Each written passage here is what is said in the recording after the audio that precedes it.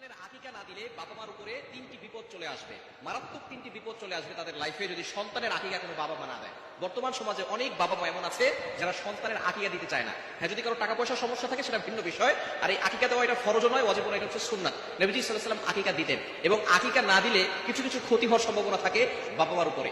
এক নাম্বার হচ্ছে সন্তানের যদি আকিকা না দেওয়া হয় তাহলে যে ক্ষতি হবে সেটা হচ্ছে সন্তান বড় হয়ে বিপদে পড়ে যাবে, বারবার তার উপরে বিপদ আসতে পারে। এখন সন্তানের বিপদ আসা মানে তো বাবা মার উপরে বিপদ চলে আসে। এই জন্য সন্তানের আকিকা অবশ্যই দেওয়া দরকার।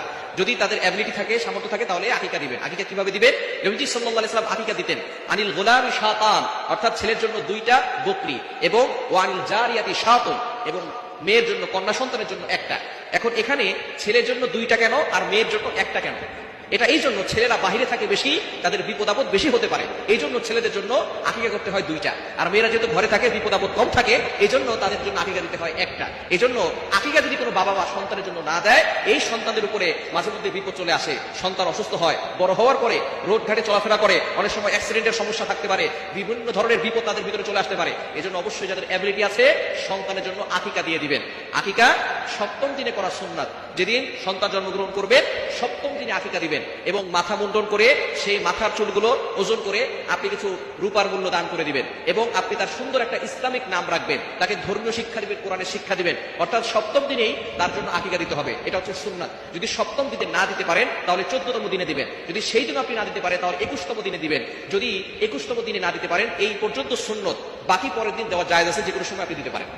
তবে সুন্নাহ নিয়ম হচ্ছে আপনি 7 নম্বর দিনে অথবা 14 নম্বর দিনে অথবা 21 নম্বর দিনে আপনি সন্তানের জন্য আকিকা করবেন। ছেলের জন্য 2টা বকরি এবং মেয়ের জন্য 1টা বকরি আকিকা করবেন। 1 নাম্বার বাবা মার জন্য যে বিপদ হবে সেটা হচ্ছে সন্তানের উপর থেকে কোনো বিপদ আপদ কাটবে না। 2 নাম্বার, কোনো বাবা মা যদি সন্তানের আকিকা না দেয় তাহলে সেই বাবা মা পরবর্তী সময় সন্তান যখন বড় হবে, সন্তান পিতামাতার দায়িত্ব পালন করবে না।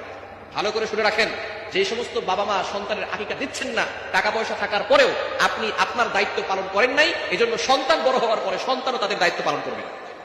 সন্তান পিতামাতার বাধ্য হবে না, সন্তান পিতামাতার কথা শুনবে না। অনেকে আমাদের কাছে ফোন দিয়ে বলে, হুজুর আমার সন্তান আমার কথা শুনে না, আমার ছেলে আমার কথা শুনে না, আমার মেয়ে আমার কথা শুনে না। সন্তান জন্মগ্রহণ করার পরে আপনি তার আকিকা দেন নাই, তার দায়িত্ব পালন করেন নাই, এজন্য সন্তান বড় হয়েও আপনাদের দায়িত্ব পালন করছে না।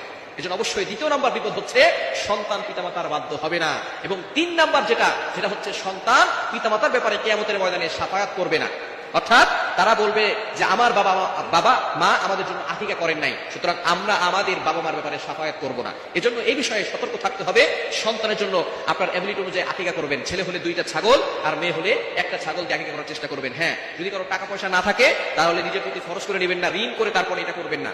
অবশ্যই নবীজি সাল্লাল্লাহু আলাইহি ওয়াসাল্লাম এটা করেছেন, এটা হচ্ছে আমাদের জন্য সুন্নাত।